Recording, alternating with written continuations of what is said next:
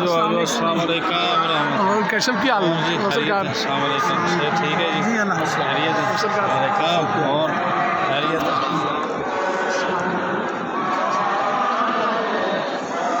आओ जी, अच्छा आयो।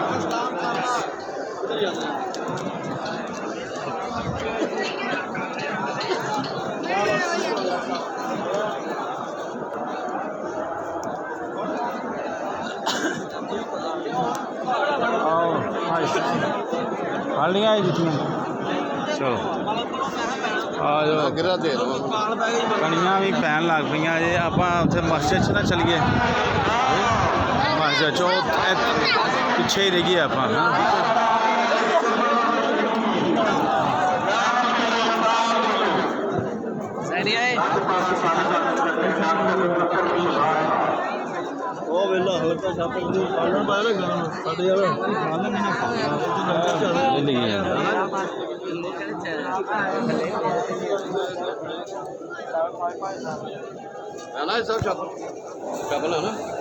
करना है तो रहन दो फिर